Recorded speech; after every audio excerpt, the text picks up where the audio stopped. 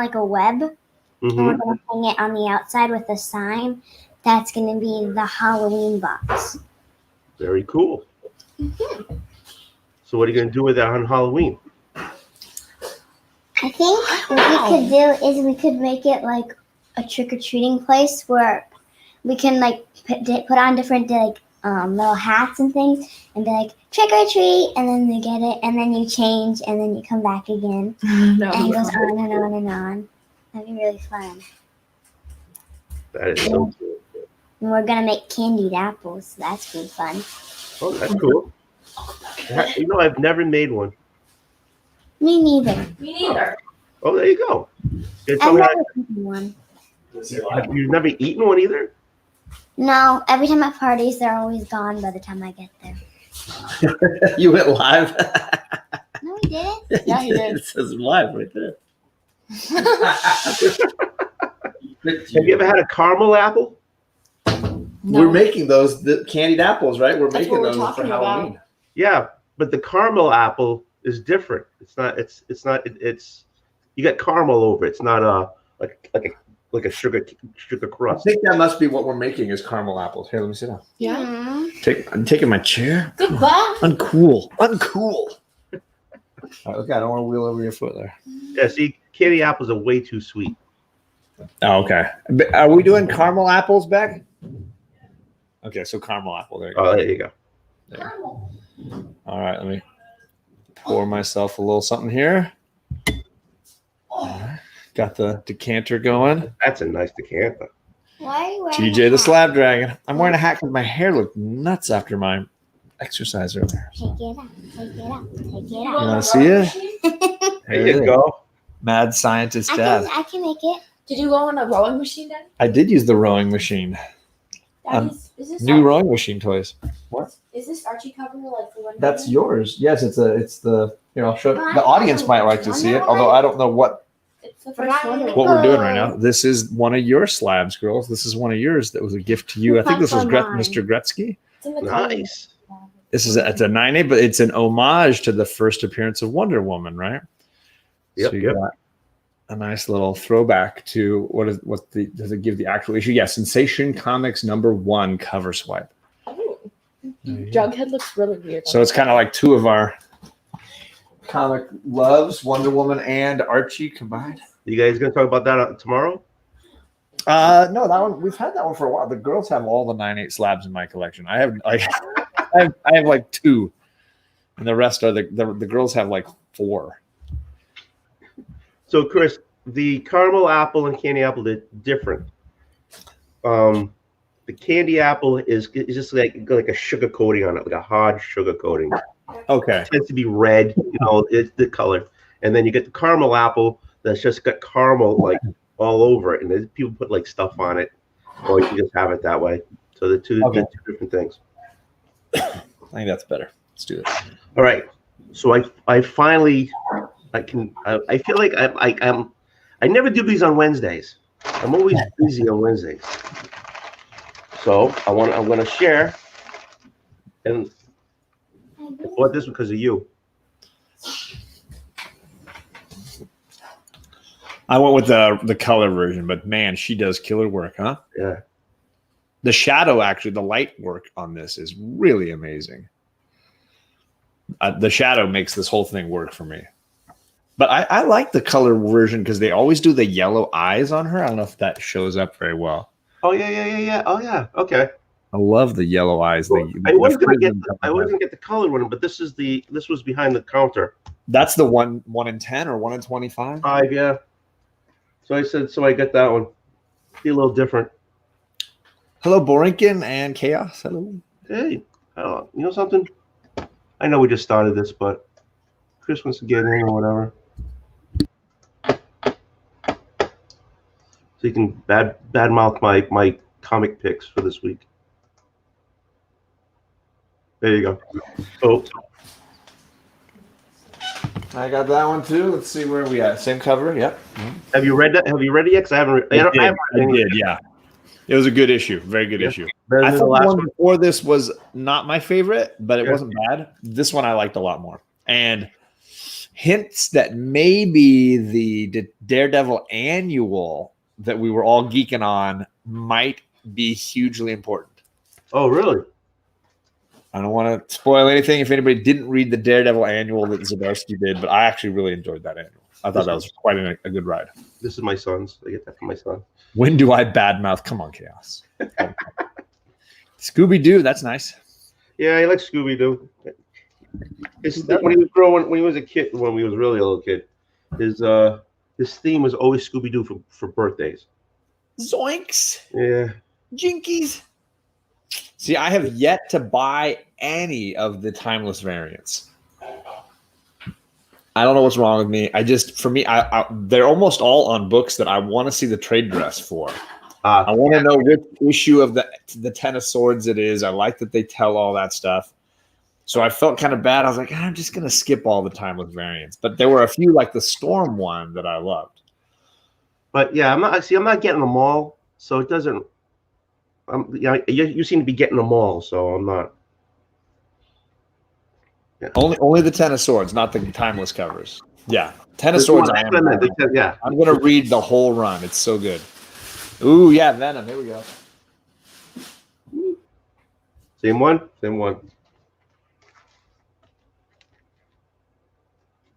Have you read this one yet either? Because like I said, I haven't read anything. So yes, I read the issue of Venom, and it was very good. Some good twists. I know some people aren't enjoying the issue because it's like it's a very DC storyline. It's a very Elseworlds alternative future thing, and I know some people just aren't having it. They don't want it. I thought it's kind of fun. I agree with Chaos, and I think it was. I'm really enjoying it. I liked the symbiote Avengers they had in the first issue of this story arc, and now you got some fun villains as well. So I've been enjoying it.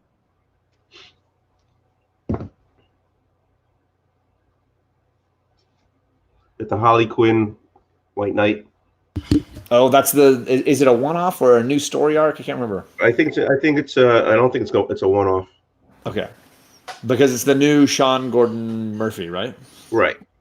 I got to read the second storyline.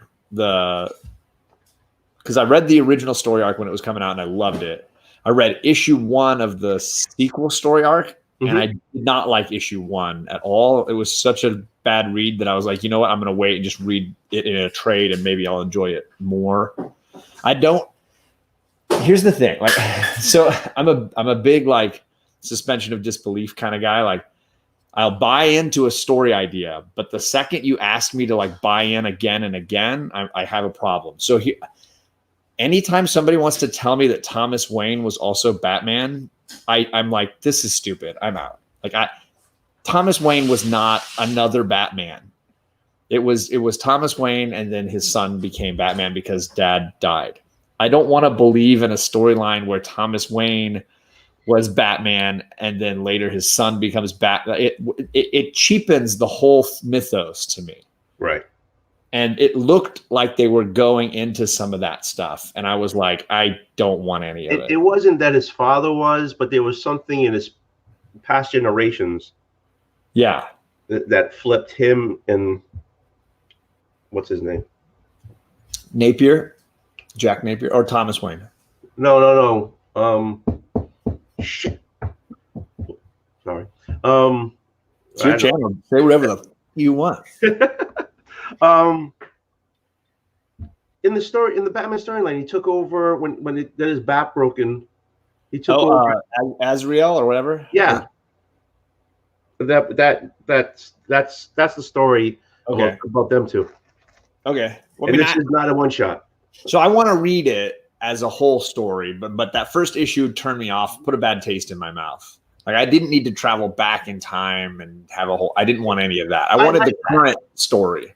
I like going back in time and finding out, how their history did something, and so now it affects them in the present. I like that stuff. Chaos says he wants Venom twice a month. Really? Borinkin says he has a copy of Three Jokers number 3, and he's going to binge read it tonight. Ooh, he got it early because that's next week. I think that drops. Wow, lucky you. Batman 101, Grifter. Have you read that one yet? I haven't read it. Nope, everything was in the bag. Okay. I show them and then I read them. So if I wait a week, then I wait a week. I ended up deciding I was trying to pick between Batman 101 and Detective 1029. Right. Because I want to get back into Batman again. I'm going to go with 1029. So I'm picking up Detective next week. Yeah, somebody told me that maybe I should get 1028 as well because it was a one-off storyline and I could dive in with a clean slate. Yeah, because you mentioned that on your pull list. Yeah. So I passed on 101 this week so that I can get 1029 next week. It's okay. I'll read it. Don't worry about it. Well, you know what it was that put me off of it? What? Grifter. I'm just like, I don't want an Image Comics crappy 90s character jumping into Batman. Come on, man. That's first appearance. I want it. Give me a Scarecrow. Give me Solomon Grundy. Give me Killer Croc. What are we doing with this? It wasn't on Monday. Is Bedrock going to show up next? Who's showing up? Savage Dragon? Come on, Maybe they'll bring back the whole team. I'm just saying. What is this? This is Batman. Come on. Hello, Captain Comics is in here. Hey, Captain. Well, I picked it up. Where's mine? It's right. It was last week, so it's probably in another pile. Oh, there you go. This was great, and I really am looking forward to the next issue of this. I know a lot of people like the artwork wasn't their favorite because it's kind of an anime character in a really beautiful watercolor background. So it's kind of stark difference. I mean, even if you look at the cover, you can almost see that the characters in the background look separate. Do you know what I mean? Like the characters are very sharply drawn with hard lines, but the background is very like foggy and watercolory. Right. Yeah, I think some people were bothered by how anime the characters look. I really dug it, and so I'm interested for sure. Grifter's a good character. He's been redeemed since through the 2000s. I'm not going to read that much. I don't want to read his redemption. You're asking too much of me, Chaos. You're asking way too much of me. Next, you're going to tell me that Spawn is good now, and I got to go and read 200 issues of Spawn. Screw that. I read enough Spawn when it was in the 90s, and it was massively overproduced, and I hear it's gotten really good, and I'm going to hard pass. So am I getting the Nightwing? Nightwing, and that's when he's now back to Dick Grayson and full Nightwing again. Yeah, right. Is it? I'm hearing that it's a good jumping on point, that issue. Well, you go. I do want to read Nightwing again. It's been a super long time since I've read that. Well, he's still in Bloodhaven and everything, right? This could be a good starting line video. I feel like for a Robin starting line, I'm biased, and I definitely would pick Robin year one. I mean, it's just such a great freaking comic that it's everything I want from a Dick Grayson storyline. Now, Nightwing would probably get his own starting line. I don't know what that would be. Right. And last but not least, the Robin King. There it is. That's the cover A, right? Yeah. There's like a ton of covers for that. I don't have time for that. If I see something I like it, I'll pick it up. But it doesn't have to be. So, John, are you at least grabbing that cover reasons, that next Spawn with Black Panther? Nope. No. I don't. The only honestly, even he's technically dead to me. The only 90s Image character that I ever want to see again is the Savage Dragon, and that's it. Yeah. And technically, he's dead. Those that don't know, those that haven't been reading Savage Dragon, it's his son that is the Savage Dragon now. So technically, my Savage Dragon, he dead. He lasted 225 issues, and he gone. It was a good run, and now it's on to somebody else. So there you go. Jim Boatwright and Family and Comics. You're here. It's up late. You're like this guy, up super late. Yeah, it's like I was there. Well, I goaded you on for this. I'm such a whore. Yeah, sure, let's go. I've been good all week. I've been exercising, and I haven't had any alcohol since Saturday. Oh, to start drinking up. You gotta make up for lost time. So I was like, you know what? Any excuse to hang out with friends and have a little something. So that was it. That was your whole haul for this week. Yeah, that was it. That was the whole haul. I'm trying to be good. I'm trying to be good too, but so here I got X-Men. This is the read of the week. I don't want to be the spec guy, but this in my opinion is a more significant book than people are making it out to be. This is now a updated, or more accurately, probably the first official origin for Apocalypse. Oh, okay. They give like a huge origin story for Apocalypse in this X-Men issue 13. I feel like this is a legit origin story. He's dying because the wound he got in Exosword's #1 creation is not healing correctly. His body should, move and heal itself, but it's not.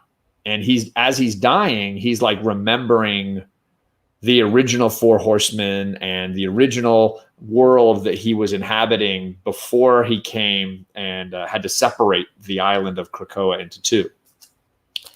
Huge issue, I think. Retcons Apocalypse's philosophy. I don't know if it retcons. I almost feel like it just redefines it. Because he always was the villain who wanted to get rid of useless mutants, right? He was killing off mutants that were useless and trying to create the ultimate mutant fighting force, like the greatest genetic pool, right? And this explains why he's doing that and why he's been doing that for decades.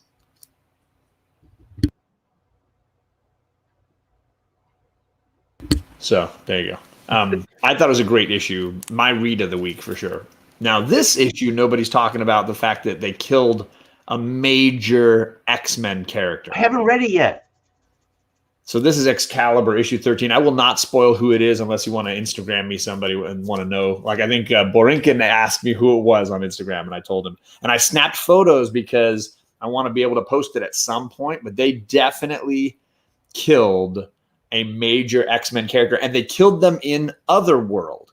And for anybody reading Ten of Swords, Otherworld is the Excalibur hub of all dimensions and universes. The idea is all the different Spider-Verse men can travel through Otherworld to meet one another, right? Otherworld is the hub at the center of the wheel. If a mutant dies in Otherworld, they can't simply be resurrected on Krakoa. What happens instead is when they resurrect them on Krakoa, the version that gets reborn is an amalgam of all the versions from all the dimensions. So imagine if Peter Parker died, and he's not a mutant, I know, but if Peter Parker died and they brought him back, it would be Peter and Miles and all the different versions of, well, actually, no, because it wouldn't be Miles. Miles would be his Peter own. Parker too? All the different Peter Parkers from all the different universes would meld together and you'd get one iteration.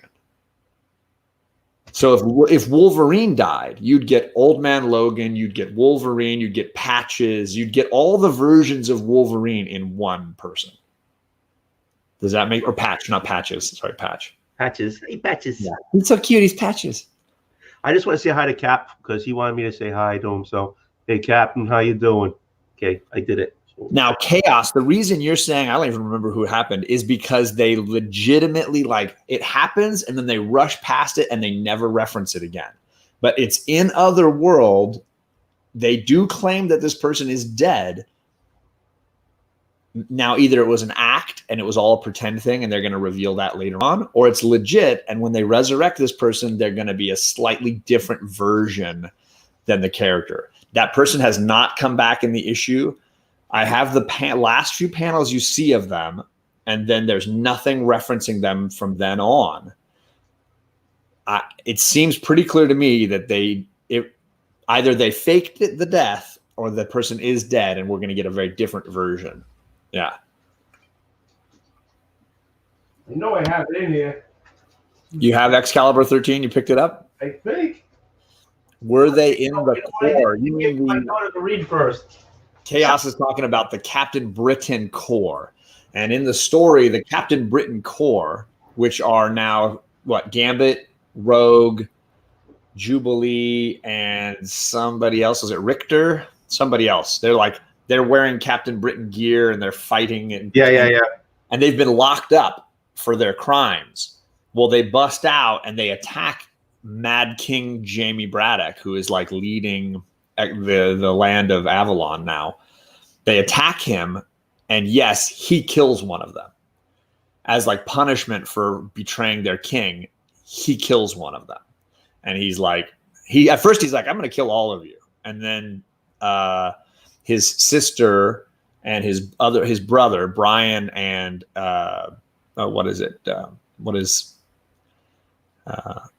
who's the current Captain Britain? What's her name? With the side blade, like it's not Psylocke, it's the like alternate. Yeah, I don't remember. God damn it. She's on the cover here and I can't remember. No, yeah, I'm lousy at this. Betsy Braddock. There you go. His brother and sister try to convince him. Thank you, Matt. Yeah. They try to convince him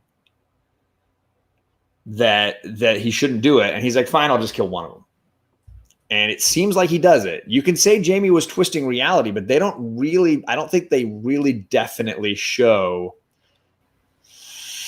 I don't know. I feel like it's definitely left up in the air that he may have killed this X character. Now he got me looking.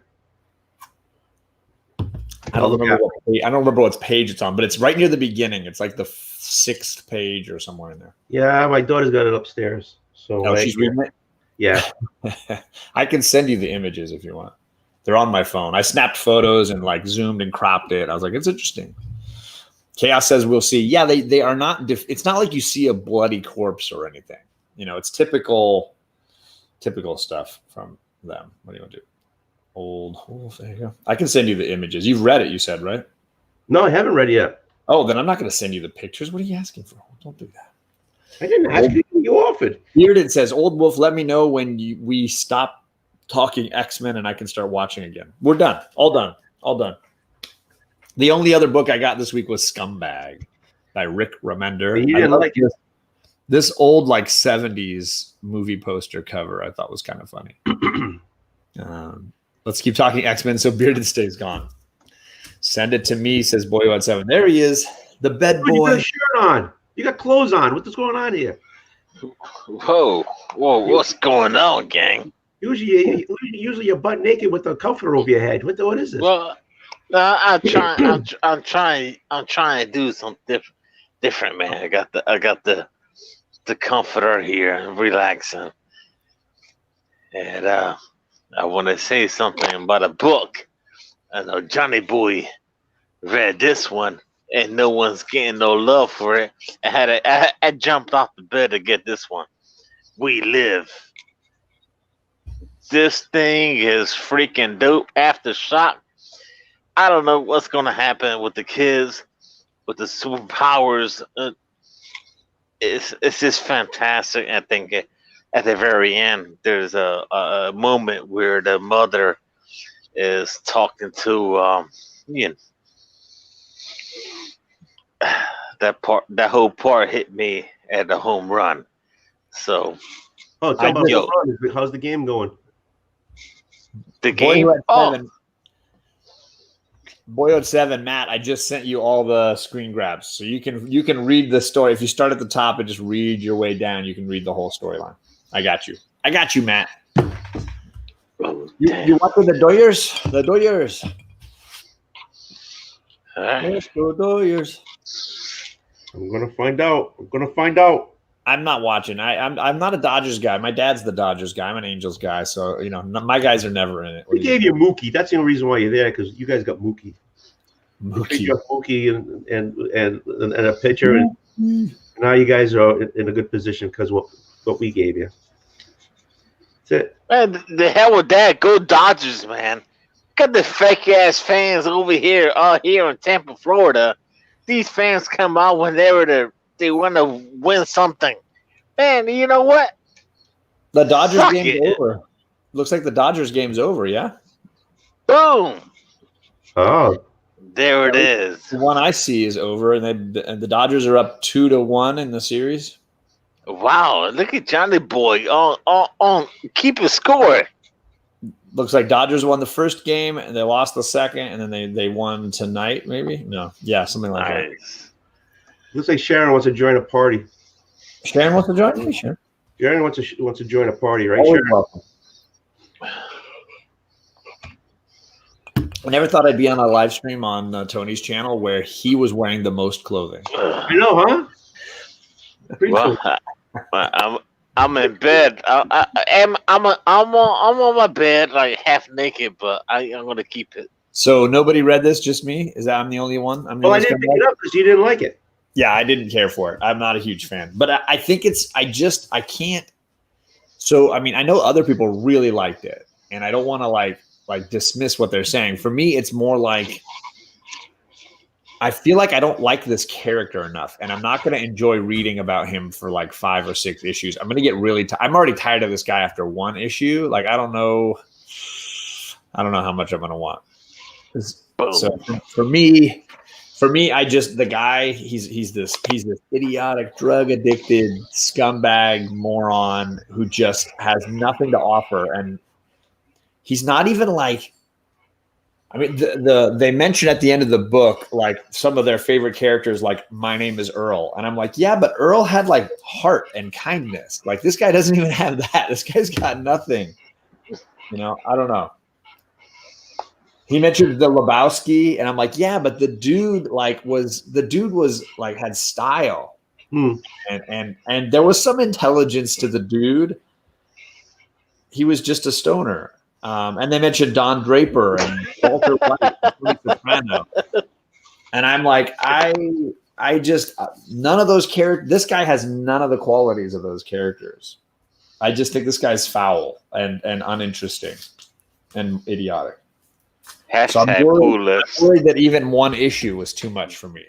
That good. Hashtag Poolis. Poolis.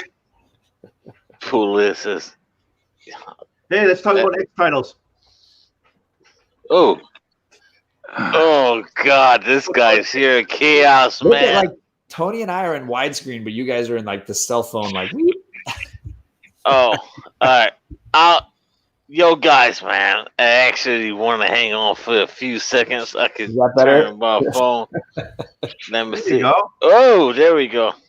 It worked for Rod. It doesn't work for Chris. No, I had my phone on be only the one way. Now there you go. Everybody's widescreen. Cheers, gentlemen. And to you, Sleepy Rod. Cheers. Put the guns, man. Look at the guns right there, man. I should like do. I've been doing the rowing machine the last few nights. Ooh. John, do the muscle again. No, do just the Yeah, there's not much there. There's not much there. No. There's not much there. I got to do more of the rowing machine. The tank top doesn't come with muscles, Tony. I'm learning this later. You get the tank top, and then you got to exercise to prove it. Muscles sold separately. You get batteries. I was very upset about that. Not cool. So, Chaos, what's new? Nothing much. Okay. I lost the debate. I lost the debate last night. Happened. So did me. We almost had a Chris or Chaos and Bearded final again, but we both lost. Questionable reasons. I was told Professor X didn't have any big B energy, which whatever that means. And Bearded had a funny one too. I can't remember what he said. So Bearded got told something really funny too for when they voted against him. So yeah, that was the most stressful thing I've ever done on YouTube. To be honest, the only thing more stressful for me probably would, at least I got to like sort of sit down or pace or whatever, would be I don't think I can do Matt's game. I don't think I can do the cover game. It's tricky.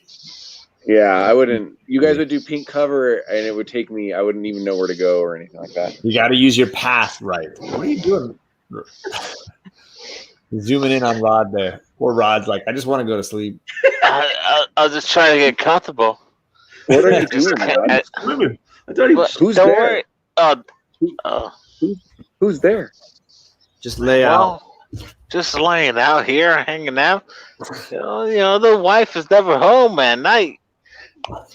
Just let it fly, brother. Oh, let it fly. Let's do this right now. No, I ain't doing that, man. I ain't doing that crap. So, Bearded, explain what the hell he's talking about. Yeah, what did you get Holy told? coconuts!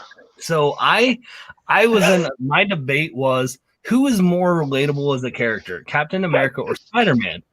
I had Captain America. Mo had Spider-Man, and one of the judges that I had on the stream was a random 11-year-old that hopped on one of Poser's streams, and this kid's profile picture is Spider-Man. Before the debate, he goes, "Huh, Spider-Man's such a better character than Captain America, so this is going to be easy." And so I'm like, so I have to win a debate that an 11-year-old who's never judged a debate before is going to have an opinion on, and his profile picture is Spider-Man. I was like, cool. Yeah.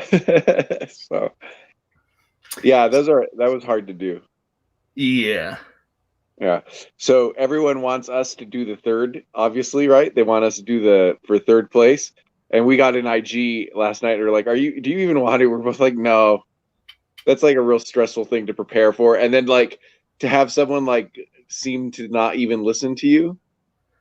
Like they'll like pick some weird stuff to judge. Like judging is tough, right? Yeah. So I feel bad for these people too, but yeah, it's tough. Well, like my first debate, I had a judge who was like, well, you lost, like I picked so-and-so because of this is why Dick Grayson is such a better Robin than Tim Drake because of this, and this. And I said, those are all great reasons, but could you tell me a reason that was actually stated in the middle of our debate of why? I was like, those are all your opinions that no one talked about. Yeah. That happened a lot. It's tough. But as far as relatable, I think Peter Parker is far more relatable. You didn't watch my debate. It's true though, John. But you're like the 11-year-old right now, right? Like the point is though, like you choose, like I think he is too, right? But you're like looking at the two debate, like the people, the way they debate, right? You know what I mean? Because then every debate would be 99% of debates would be decided before anyone just took the stage. You know, you got to listen to what they say and then make a judgment based on the facts that are presented, like a judge in a court case, for sure. Exactly. It's more like and I think that I'm just saying he would have the uphill battle. I think he would. I knew going into it a lot harder for him to raise quality evidence. As a lawyer, if I was presenting one side or the other, I would not want to be on the side. Yeah, and what I had talked about is it's an opinion-based topic, and so that's where it gets an issue. Like you said, facts. There's harder facts than to pull up with facts because of this, because it still is an opinion. What's relatable to you is different than what's relatable to me. You know, so yeah, it's fun. Like it's always fun to just talk trash and no, the Burrito Boys are in. Oh yeah, that's who beat me. But they also beat the boy who had 7. I'm getting stressed talking about debates again. Like, drink more beer. I haven't read this yet. I know that everyone's read this. Ooh, come on, Chris. Well, it just came in the mail. It wasn't when I forget you get your comics a month late. Yeah, well, I get like half of a month late. So, what issue? What shot was that? This one's 9. I'm not even sure if I. That's the newest one. Yeah, it's the newest one. So if Gore was in the chat, I would show and talk about this, but I'll only do it like that. This is a old Spaniard cartoonist that did that old noir stuff. So I'm sure Brubaker read this. I'm sure he's read all of those. So like from the 80s, 70s, and stuff like that. Is anyone still reading this? I feel like I'm the only one. I think I only gave it 2 issues, I think. Yeah, it actually. I never read I liked the first 2. It got sort of slow on number 4, where I was like, oh, I'm all the way to number 4, and then number 6 got really good. It does the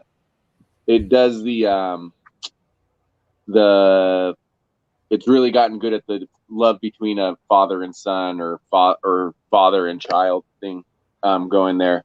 Of course, now, we're 9 issues in and they haven't been reunited. Now you're just like, just find your son, bro. Just find him already. I mean, I could tell in issue 1 this was going to basically be Finding Nemo in space. Like there was not a lot of like mystery to it, and the second you reunite them, I think it's kind of like moonlighting. The show's over, right? I mean, it's not like you're not going to do a ton of story after that. I have a feeling. No, well, you can. Like stuff has happened where they will be reunited and something else bigger will happen because the sun is there's a reason the sun could just walk around in space. So it's really good. It's not like going to be on my top 10 or anything like that at the end of the year, but was good enough for me to keep on. By a big net, and he has to fight himself out of the net, swim through the tube, and he's. Oh, you're doing Little Nemo or Finding Nemo. You know that story's been told before Finding Nemo. You guys aren't like 12. No, I was just wondering. You said that's what it was like. This is the second time we've been called like little kids tonight. I'm just saying. No, you've been called. What do you think about that one, Chaos? I haven't read it yet. Okay, well, never mind. I'll be curious. Let me know what you think.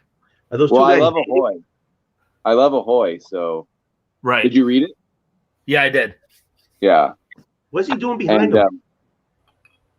Huh? What's he doing behind what's the second guy doing behind the first guy?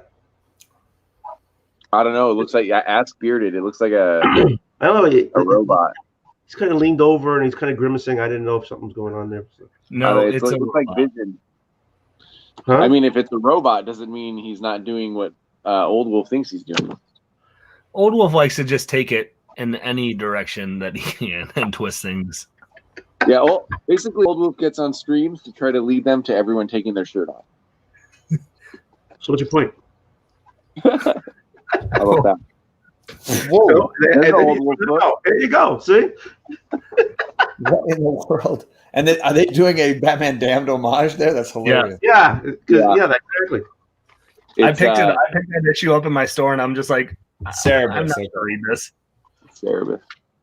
So he reprints. I think these are reprints in here because they look older. I haven't read a ton of Cerebus, but the way he's getting people to buy them now is every month it's some kind of, it's just an homage cover. So he's just streaming on homage covers, and I don't get them all, but this one was funny because it says penis really big on the front. I think I got one Cerebus, a number 9 or something in one of my boxes. I'm surprised you didn't pick up that issue, Old Wolf. Huh? Yeah, Spawn number 9. You didn't pick up that issue. Yeah. Spawn number 9 is famous for having Cerebus in it. Or no, number 10 is. Number 9 is the first appearance of Angela. And I think number 10 had Cerebus in it. On the cover. Yeah, he was on the cover, wasn't he? Yeah, I'm getting mixed up. Yeah, number 8, Alan Moore wrote.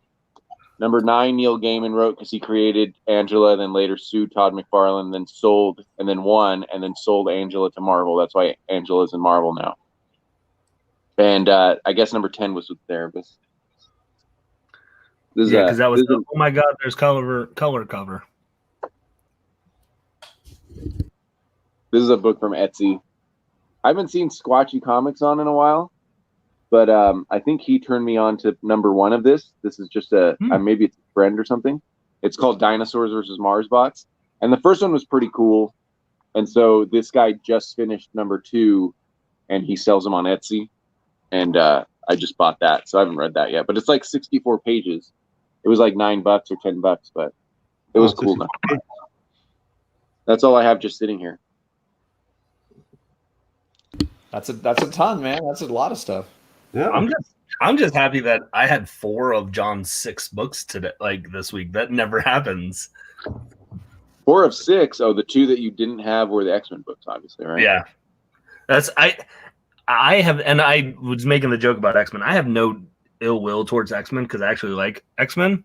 I can't get into. I tried to get into Hickman's run, and maybe it's because I don't have the lore of the knowledge of X-Men enough that I couldn't appreciate it. Like people, I mean, I got into X-Men because of the show and the series in the 90s. And then I was reading Uncanny X-Men before they kind of brought Hickman in to blow up everything.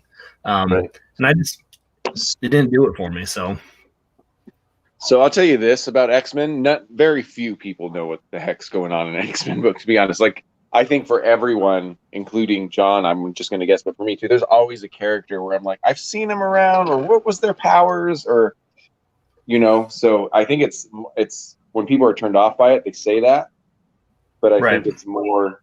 I think it's more. There are those of us that just have accepted that we don't know every character, and You then can't. Because there are always people inventing new ones. It's like nearly impossible. Yeah. So. Did you, Greg? Did you start by reading House of X and Powers of 10? Is that where you started? Yep. Okay. Yep. So, well, I think I read the first 2 issues of both of them, and I did pick up the first X-Men issue just to see if I could get into it without having finished Powers, and then I couldn't. And then I think I picked up Marauders. I think I picked up the first 2 issues of that. Right. So, but I mean, that literally probably is the only like big book that everyone gets that I don't get. It can't be for everybody. And I will say the people that I know that did not like House of X and Powers of 10 really just didn't like Powers of 10, because Powers of 10 is such a bizarre future story that has such a strong disconnect from Marvel. I mean, Powers of 10 is completely Hickman's invention. Like, he's taken some characters way into the future and just decided to tell a bizarre possible end game for the whole X universe. Right. But the House of X stuff I thought was beautiful and very relatable to what is the core of the mutant universe, I think. I feel like all they've really 90% of the books, the books after that series have just been House of X, and Powers of 10 has barely been touched on. So they've completely left Powers of 10 aside. Yeah. Yeah, I'm hoping we get that, because it's only supposed to be 2 years. So, I mean, I'm sure it won't, they won't all hit 24, but those original books, theoretically at 24, it's supposed to, Hickman's supposed to move on. Yeah. I mean, who knows when it is? He said he's signed for 2 years, but I can't believe how little has connected to House and Powers, and we're 14 books in. So, with the exception of the huge changes like Krakoa and stuff. Yeah, I think the big stuff has. I think he's definitely keeping some huge secrets, and I think Sabretooth and I think Moira are going to be like huge info drops when those two come back into play. Yeah, Moira for sure. I don't know. Who? I thought Sabretooth wasn't supposed to come. Well, I haven't been reading it, so to be honest. Well, Sabretooth is put. He's put in the darkness of the earth or something like that. So I mean, Moira for sure. But I mean, to me, when Sabretooth comes back, what could Sabretooth possibly do? You know what I mean? It's not I'm trying to think of what storyline could he do there? He has this massive effect, aside from killing someone, maybe. I think he's going to come back and be the Sabretooth we always wanted, which was this assassin killing machine, and people are just going to start popping up dead, and you're not understanding why, and it's because he's found a way to crawl out of the center of Krakoa, and he's just getting revenge. Yeah, like a horrible dark serial killer story, Yeah, that'd be cool. Something will happen. But yeah, I get it. When people don't want X-Men, though, I mean, I always make fun of them, especially when you guys aren't reading, especially in the Burrito Discord, when you guys are on your 15th Joker story of the month. So I make fun of it. But X-Men, I mean, it's a big ask, and Hickman kept saying that you don't have to read all the books, and then he went and put the numbers on every book for Ten of Swords. You really do have to read all 22. Right. I have a feeling that the way he did Creation and the way these others are going, I have a feeling if you read Creation, Stasis, and Destruction, you'd still get a ton of it. I'm really curious because Stasis drops next week. I'm really curious if you're able to connect the dots, because really all you're missing is how are the mutants getting their swords, and that's it. True. Really, that's all they've really done in the intervening 9 of 10 issues. Is we've basically seen almost everybody get their swords, And you had the first issue basically set up the fact that there's this tournament, and Stasis is probably going to be the reveal of who's facing who and how this tournament's going to play out. And then the next, I don't know what the next intervening issues are going to be. If each issue is going to be like a one-on-one bout, and we see like this person dies or this person dies, it's different in a different environment. Yeah. Or I mean, they never said they were necessarily. They said they had swords. They never said they're necessarily fighting. Maybe it's a debate tournament. You never know. I don't want to read that anymore. Then you already didn't add me on Nixon. I definitely don't want to read it now. Then. Yeah. But I mean, I think there's truth though to what you said though. I mean, like I read all the Joker books, but that's what got me into comics and was Batman. And Joker's not even my favorite villain, but it relates to the Batman world, so I'm like, I'm gonna read. But that's because you have good taste. I mean, I think that's the reality. Wait, let him tell you his favorite villain. It's probably like Solomon Grundy or Condiment Man. It's the Condiment King. Condiment King. That's my favorite. Kite Man? Kite Man, no. Honestly, if I'm being honest, my favorite that I've always like loved the stories of for the most part were the Riddler. The Riddler? Riddler was always my favorite. Andy? Which pained me because I really did not like Scott Snyder's story arc with the Riddler. What was it? Year zero hour? Zero year. It just, that was such a debacle. I mean, what's the best? I feel like he just is an underutilized character a lot. Villain. So, someone, I have my I want to know what the best Riddler stories are, but before you answer that though, the guy that's writing or drawing Strange Adventures, Doc Shaner, they asked him. I was watching an interview. What he wanted to draw. He goes, I want to draw. He said basically the same thing you did, that he thinks the Riddler's given a short stick, or the short end of the stick. He goes, I want to draw a serious Riddler story, like a one where it's good, one that makes people realize that he's not just, the Green Joker. Right. But if you had I couldn't even. The Riddler almost feels like Omega Red, where he has fans, but there's no real great or well-known Omega Red story. Like, that's the way I think of the Riddler. Like, what's the best Riddler stories? I mean, it's sad. One of my favorite ones is one with the Joker, the Tom King's War and Riddles. That's great. There was one where it was, I don't know why I'm looking back here. I don't have it. It's in Batman Volume 1. I think it was like the end, like 291 series. It was kind of this Who Killed Batman story. And they have all the villains in it. The Riddler is in that. I think, honestly, if I'm being real, though, I think my love for the Riddler spawned out of watching the Batman. Not even the animated series, but it was Batman 66 for me.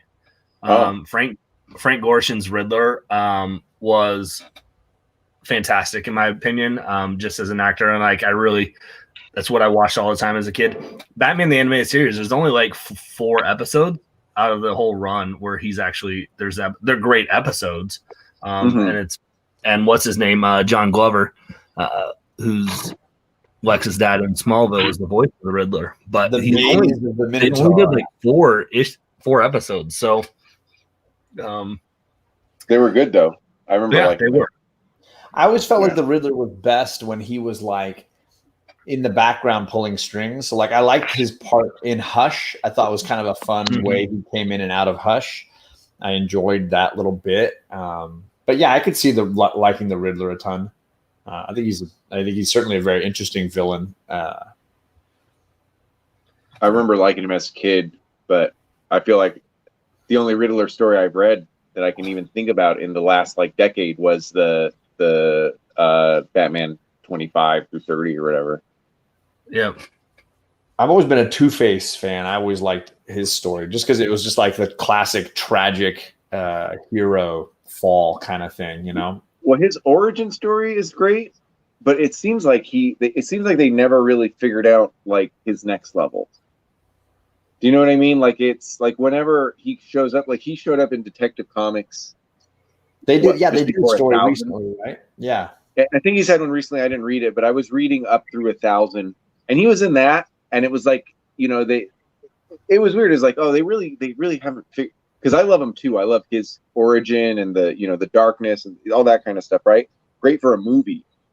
But yeah, I feel like they've never, like, they haven't advanced him yet. You know what I mean? Because it's always like, it always feels like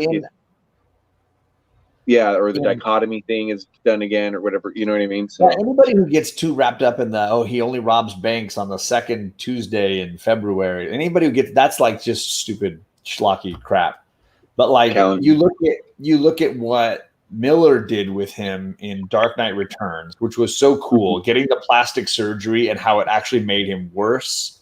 Like that was a cool idea.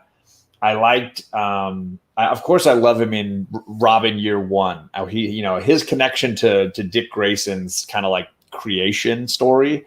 I like that. I've never read Robin. I know you love it. Cool. John's brought it up about 3 times already tonight. So I do that.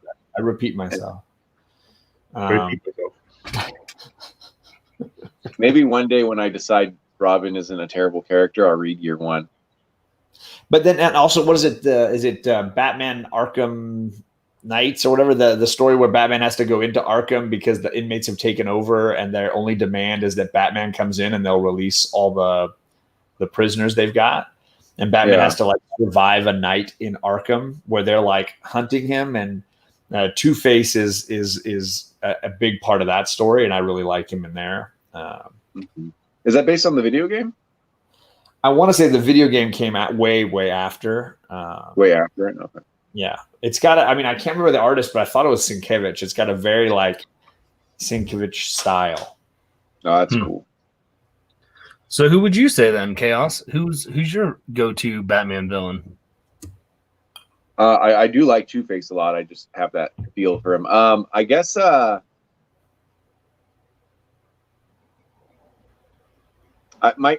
dad was a big Batman fan growing up, not collecting comics. He just liked Batman, and he always loved the Penguin. So I've always liked the Penguin.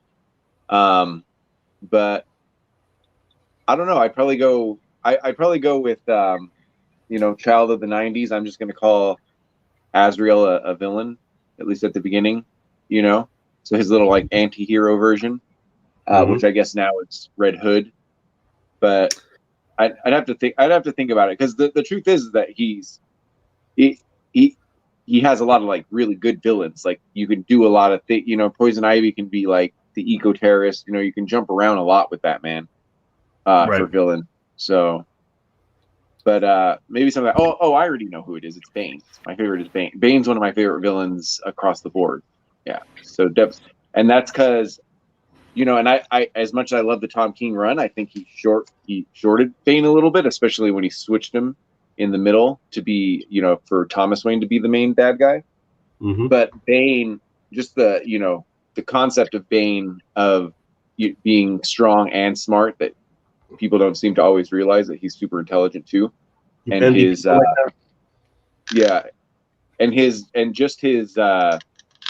only the strength and the smart, but it's the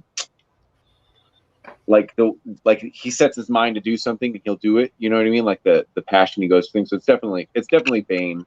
He's been used dumb too. You know what I mean? And he probably needs an advancement like Two-Face does.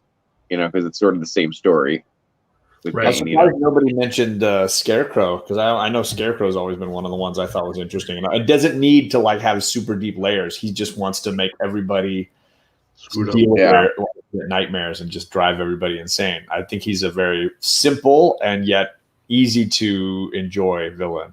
I think for me, I never. Well, this, John. I don't watch, just because I don't get into them, a lot of like horror-based movies. And so the Scarecrow comics kind of have always felt like, I think if it's done well, like, again, I'm going to go back to my root. I love Batman the Animated Series. I felt like the animated version of him, they did really good. They dealt with more of the fear and psychologicalness of that, where I feel like most Scarecrow comics are written to try and be a horror comic, and it doesn't land as well for me. There was one, I think it was in Legends of the Dark Knight, and it was called Terror. It was like a 5-issue story arc called Terror that I thought was really cool. Yep. I can't remember the artist on that, but it was a cool. It's a cool run. I look up here. It's in. I'm sure it's in a Batman box behind me somewhere, but I'm too lazy. Yeah, my Batman box is pretty massive. What I don't like, and I'm not sure that Scarecrow stories do this. I just like a mosquito there. I've never seen a mosquito in Las Vegas, and somehow there's one here. Climate change.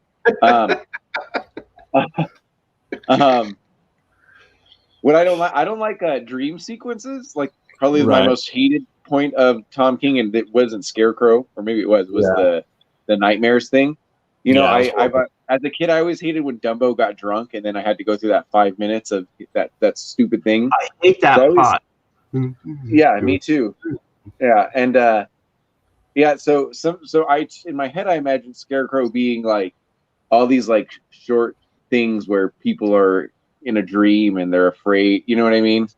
Like I've always just been annoyed by the drugginess thing, but not all.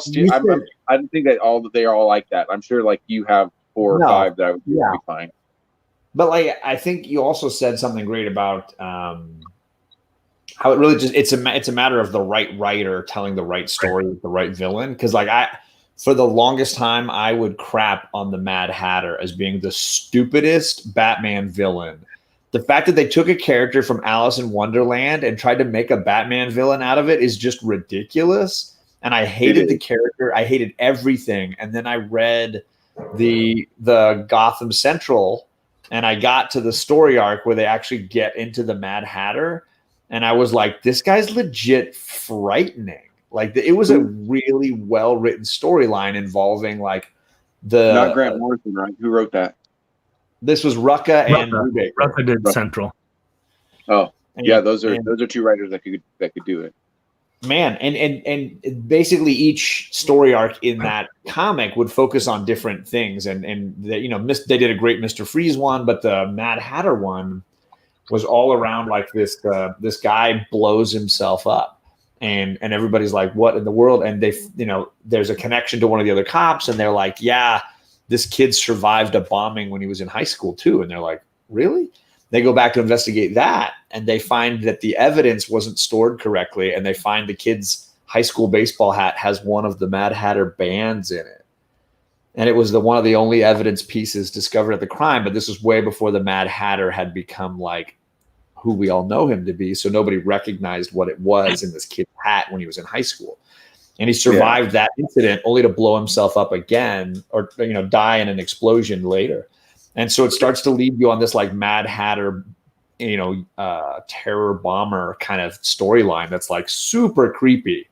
The idea that somebody could control your will and make you want to be a suicide bomber. It was crazy dark and cool.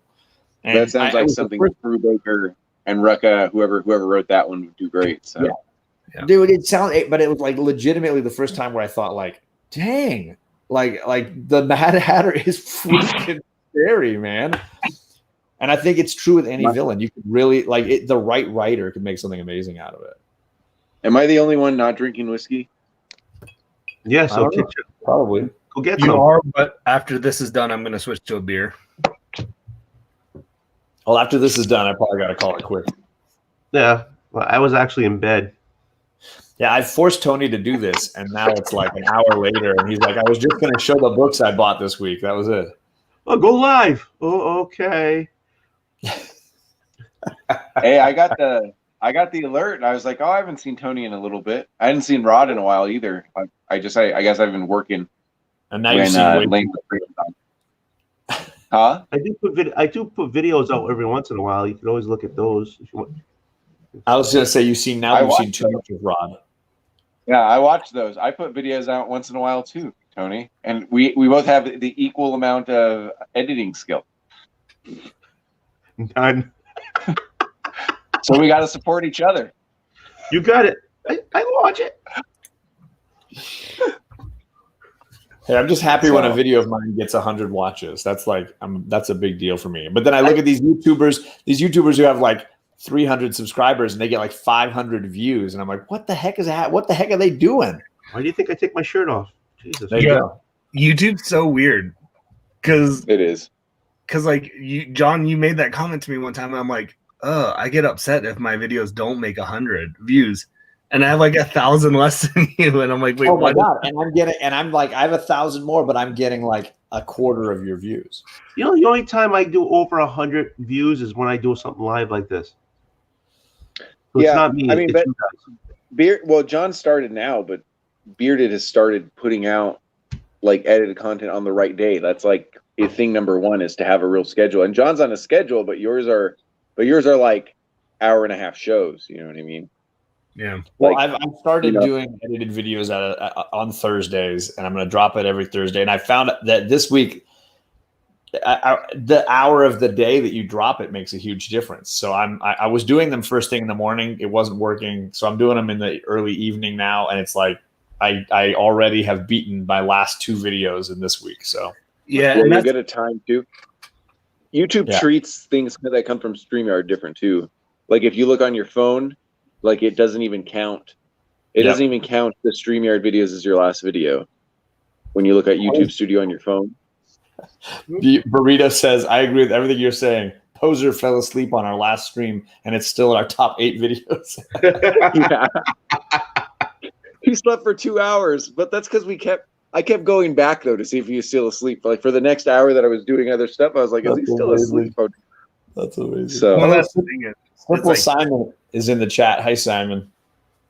Okay. Good show earlier. He had a show earlier with Super Russ that was really good. I was exercising and listening to those guys.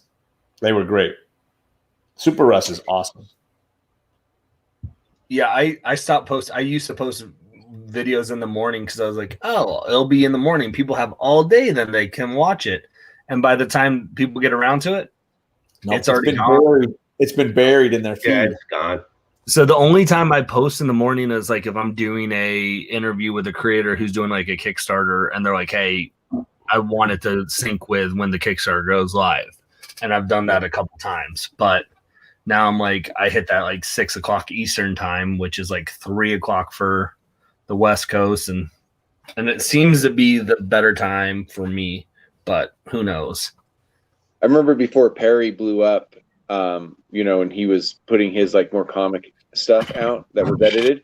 He was noticing he was getting way better views. I mean, obviously now he's getting way better views, but he was getting way better views like posting like at 11 p.m. West Coast time. So like early, super early for him. So 2 You just a.m. dropped a video. Chaos, I just got a notification. You just dropped a video at 9:15? No.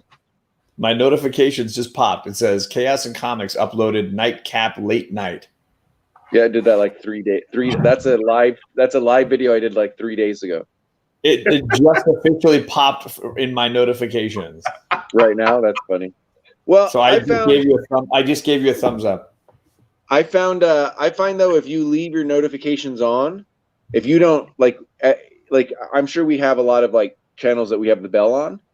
If you don't clear them, it starts to do, at least on the Androids, it starts to like give you weird notifications at weird times, like it's almost like it almost queues, but it only shows like 5 or 6 at a time for me.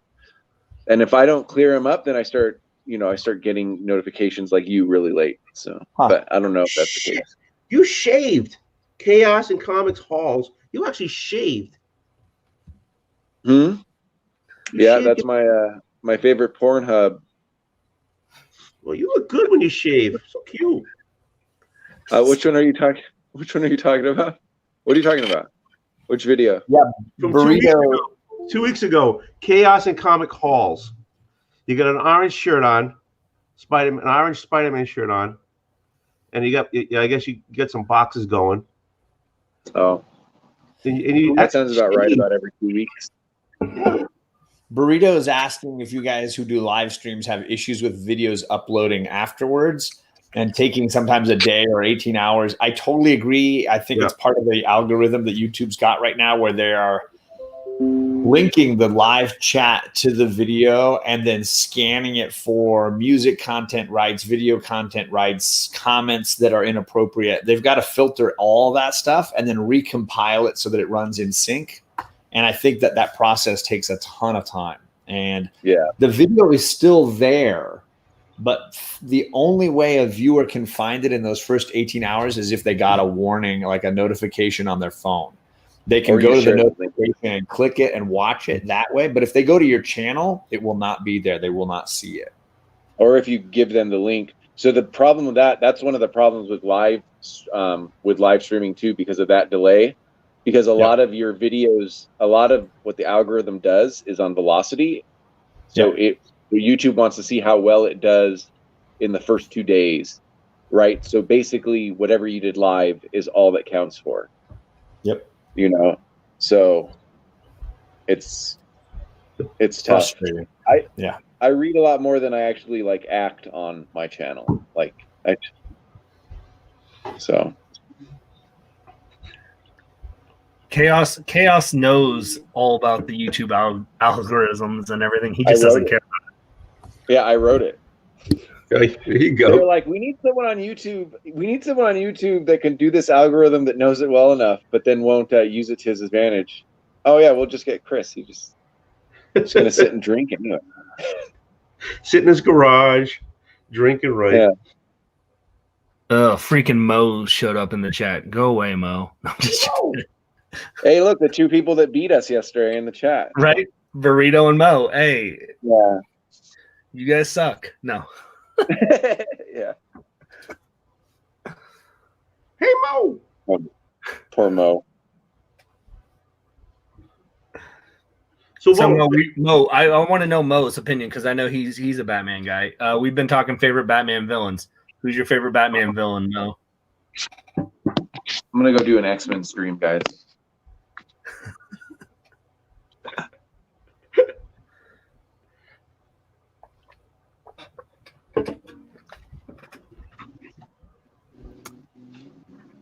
So if he says Joker, I'm going to call it a night. So John, he's on too. Your books. So I know I heard you didn't like Scumbag, and I will say, like, for what it is, I think I could see people being entertained. I just feel like they went out of their way to make this guy completely unredeemable, which means that I don't like him, which means I'm not going to enjoy reading about him for like 6 issues. If the guy's such an ass, how is he going to save the planet? He's got these superpowers now. No, I understand that. There was a change. He bought the drugs. He got into the alley. They got switched, and he ended up taking the stuff that makes him a superhero or whatever. And then he sees the hologram thing and tells him what he needs to do. And he's over there with the dirty ass, putting his pants up, saying, "Hey, bang off," and yada yada yada. So if he's such a prick, how is he going to do the job? We don't know. I don't know that there's any logical explanation to that. But my issue is, like, I just don't like him, and I don't care. Like, I don't even know that I find him mildly funny. Like, I just find him disgusting and stupid. Like, I don't know at what point I'm supposed to give a crap. Well, I guess that would be my question. That would be my question for you, though, John, I guess, is can you think of a character that you've ever totally disliked, like, say, in a TV show for, like, the first episode or something? Because, I mean, we are in the first issue. And I feel like to say, like, I don't know how I'm going to like him because of just one issue, because that's the whole point, is to make him unlikable. Is there something that, like, I don't know if it's going to work or not, but is there something that you can think of, like, where it's like, I mean, the first time I watched a Chaos stream, I hated him, but then I got to know him as a person. I still haven't ironed and out. I still don't like him, but he's more tolerable. No. I would say like there are definitely characters that I grow to appreciate and grow to like, but there's always something there, whether I can see their intelligence or whether I can see that they're funny, where they have some quality that I'm interested in. and this guy has nothing. Like the writers, I feel like Remender went out of his way to make sure this guy has and it demonstrates nothing. Like he is just an absolute blank nothing. He is just, and in fact, I would argue that he's less than nothing because he's not a zero. He's a negative in every single category. Well, I'll read it in 3 weeks and let you know.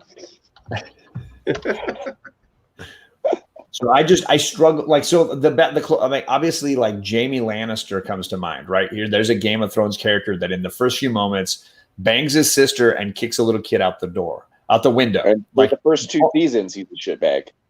Yeah, but like I still kind of liked him because he's charismatic and he's funny and he's he's you still don't hate him. You just wish that he would get his comeuppance. But like I left the goddamn hand. He redeems himself by growing a heart like the Tin Man, but like he's a scumbag. But like there's a nugget of, I don't hate watching him. But I think it's hard for us sometimes to separate what we remember and the actual experience of like when we first watch someone. I think like I had an argument or an issue with my buddy. Someone's like, "Oh, Chris Hemsworth, his Thor is the funniest character." And I'm like, he really wasn't that funny though in Thor and Thor 2. Definitely not in Thor 2, but nothing's good in Thor 2. Right, but like he was funny in Thor 1. He was funny in Thor 1, but not the same level as like Hemsworth as an actor. As like he was in his Ghostbusters movies. And I think once we start to see someone that's like that, it's hard to separate. So I guess I would say can you remember like Jaime Lannister when you first watched it from now is that something we can separate? And is this something that you might, I don't know. I'm just asking.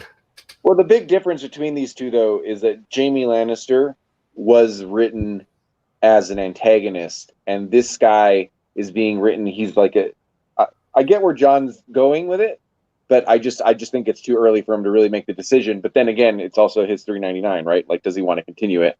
Right. But I think that the big difference is Jaime Lannister was a bad guy, and he was an antagonist. He was written that way. This guy's written as the star, like he's the protagonist and probably doing all this disgusting stuff, The truth I guess the question is there a hero that falls into the same category as somebody who I would be willing to say I enjoy? Earl had, I would argue that Earl had heart from the beginning. Like I don't think it was something that just came way later. I think it was there just barely. First episode, it was probably it's going to be there for this guy too. Like it's going to be there. It's only a proof of concept. How about Shameless?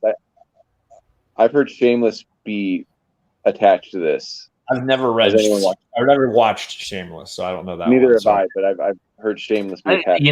I actually hate to agree with Burrito and Mo, but Shameless is actually probably a good illustration. I mean, his character is written to be a horrible person, and he has heart and he changes a little bit, but he still is a horrible person throughout the 8 seasons or whatever it's at. I eventually stopped watching, but just because it's not something I have on the background with a 3-year-old running around. Yeah, that's started to be a problem. Can't watch cool shit anymore. Yeah, so I guess Burrito, the reason Homelander wouldn't work is because he's a villain, and that's kind of what Chaos is saying. Trying to find a hero that's this flawed. And again, I feel like the best examples, the character has a nugget of something that makes you want to tune in.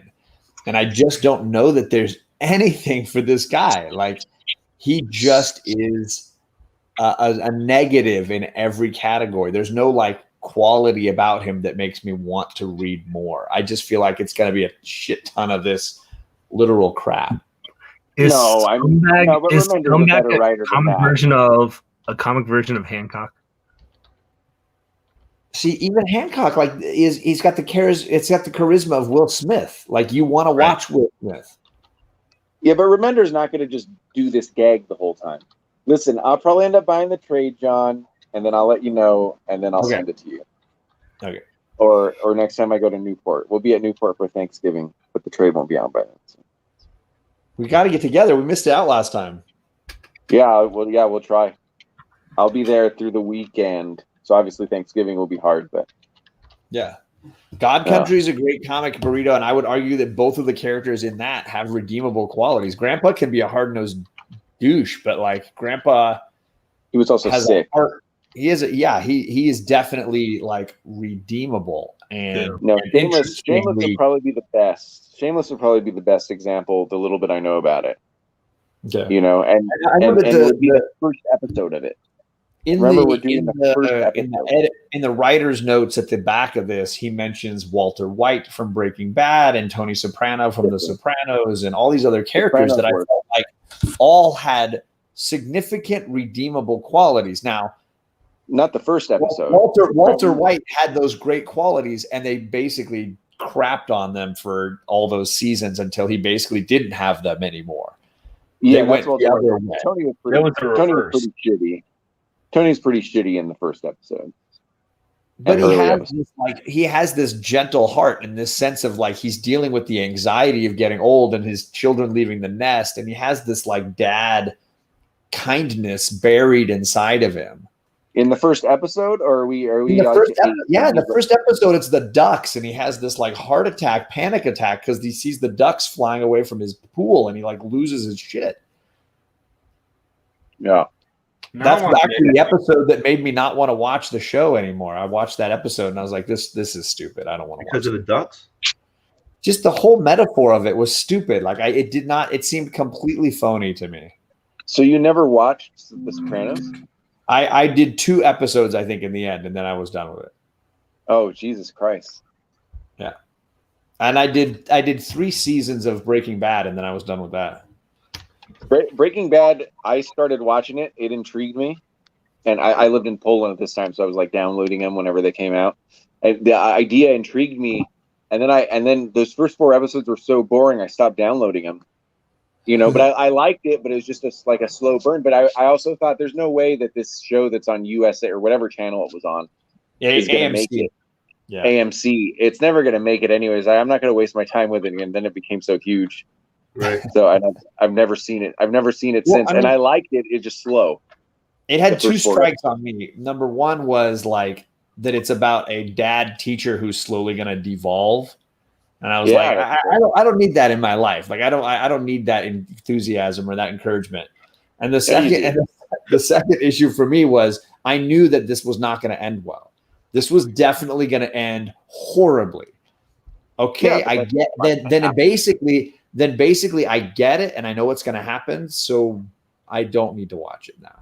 And that was I got through 3 seasons and I saw exactly where this was going, and I was like, I'm good. I feel like you could do that thing for a lot of shows, what you just did. Yeah, you could. Yeah. Yeah. That's a gift that John has. Yeah. One of many. That's Lost. That's art. Man, you cannot predict Lost. I'll tell you right now. That was a tough show to predict. Yeah, because they literally wrote it with a coin in their hand. And just like, what's going to happen? It was like they did like choose your own adventure. So what I hear Chaos is saying, he wants to talk Lost with me and John right now. That's what I hear. I'm hearing that too. Go for him. I'll just sit here. Listen, I've watched. It's got in John's Lost like little series. They went like an hour and a half each. I probably watched 4 hours of that, 4.5 hours of that. I probably watched less Lost. And never chose to watch Lost because someone was watching it. And sure. I'm just sitting there. And I bet it's good. You know what I mean? But Lost and Game of Thrones, you know, they suffered from the same thing. And I don't know how you felt about the ending, John. Most people didn't like it. But and Sopranos suffered from the same thing.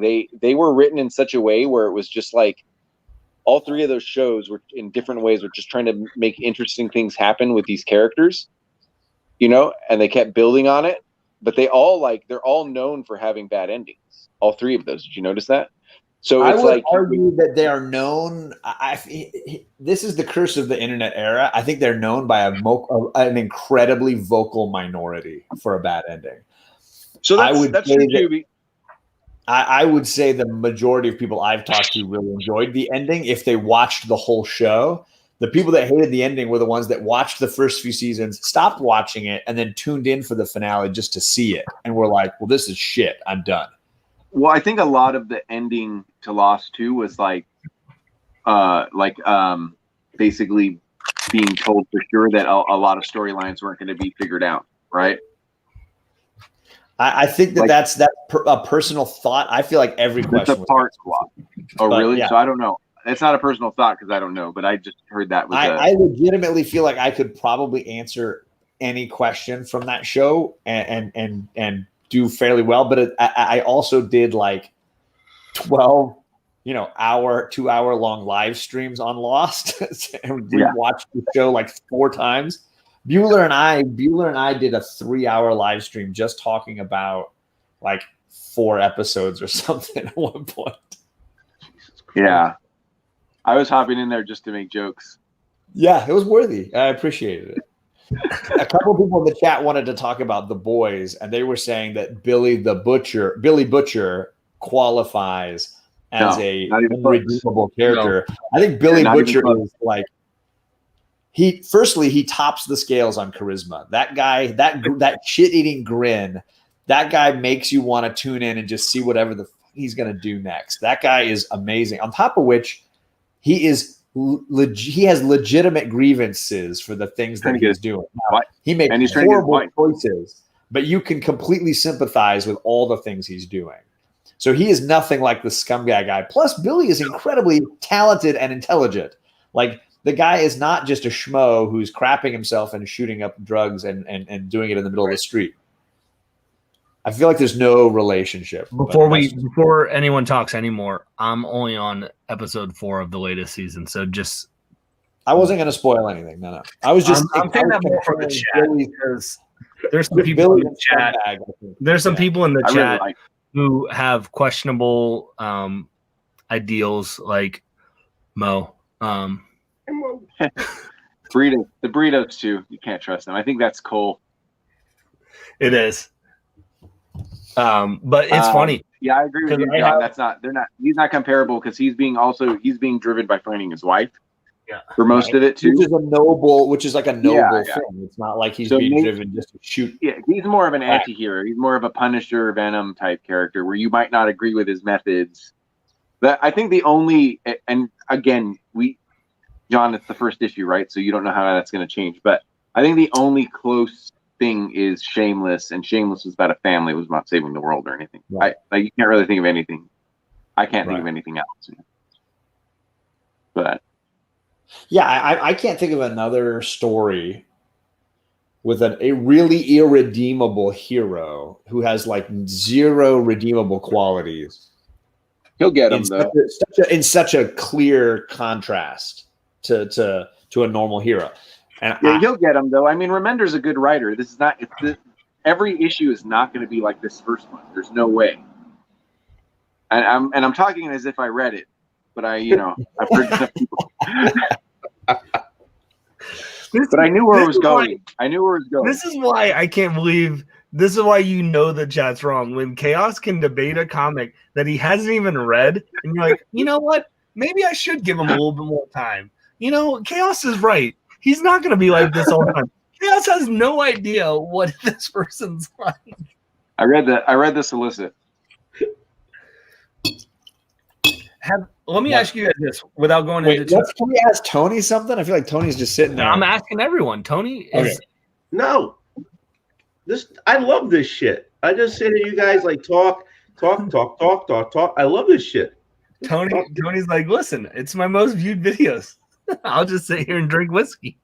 Hey, here's what happens when I'm on with Tony. We all drink for a while. He does get quiet for a minute, and then I start doing comic stories with him. He starts running to that big stack of short boxes back there. Yeah, don't really fucking do that.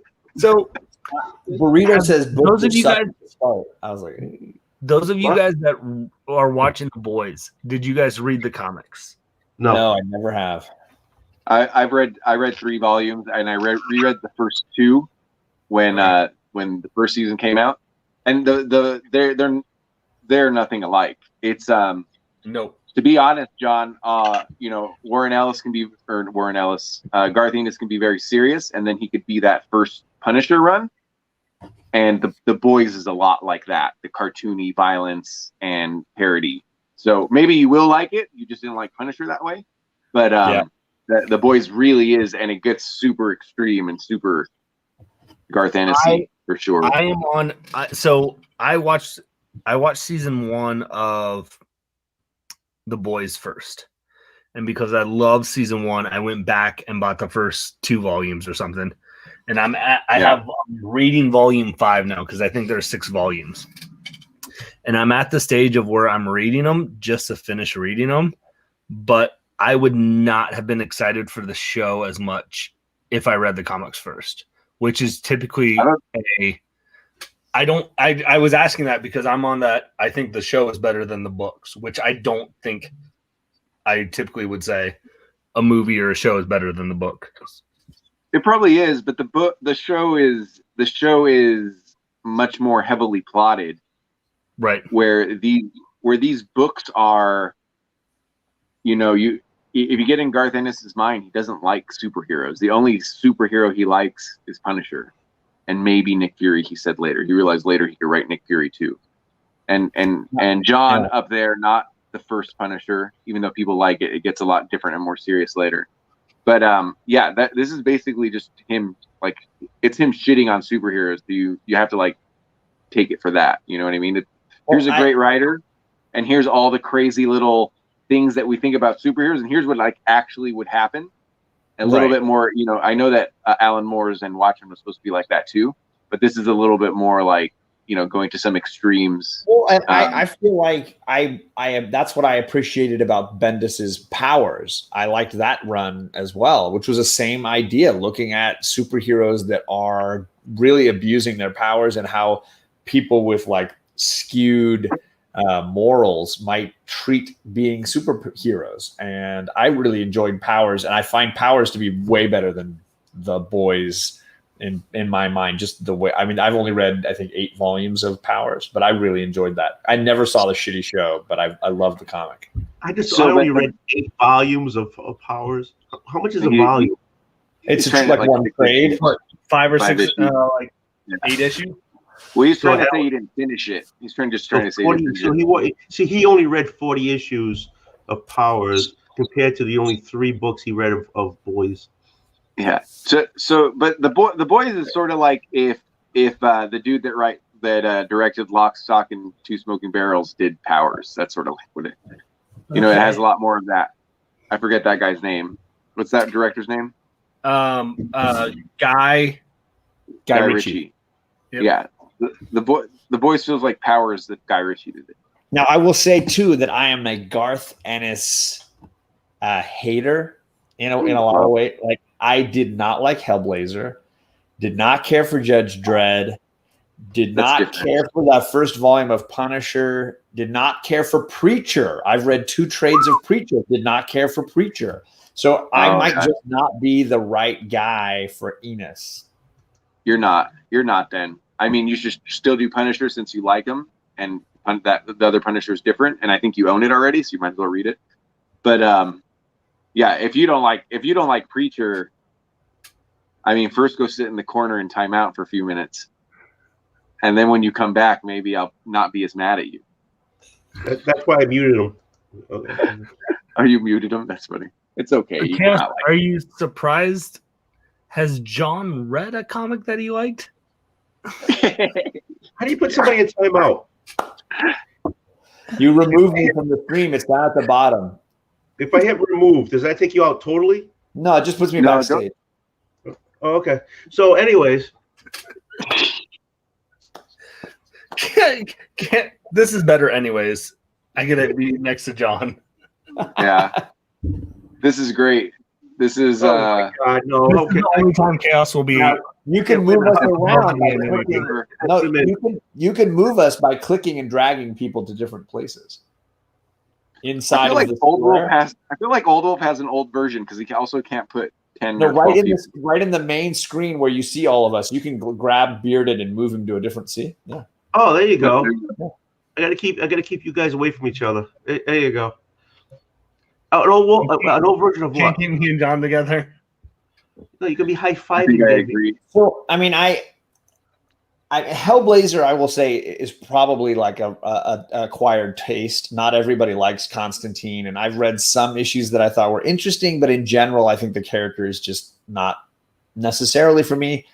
Preacher, I just think Preacher's just too weird for me. Like, at first I was like, okay, I kind of dig this thing. All of a sudden, there's like freaking a vampire in here. Like, it was like gods and angels, and now there's vampires, and he's Irish, but he's in the middle of the U.S., and he's just like.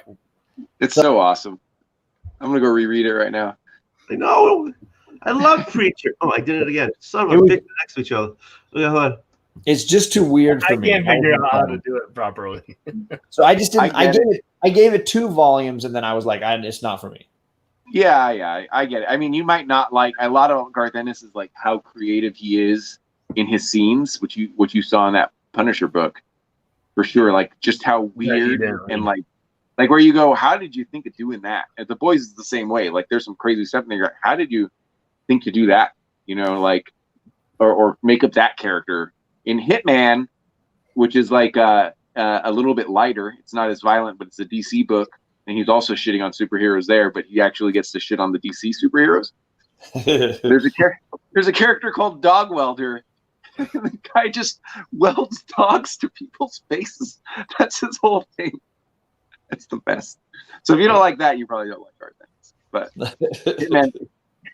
Hitman also a great character, and he's in the regular DC universe. So, you know, those first like 8. I was just cruising through Ennis's bibliography, and I was like, I've yet to find something that I was like, oh yeah, I loved that. Wow. Yeah, you read the big ones. I think you mentioned all the big ones. So. You know what you might like of his, John, that you didn't mention?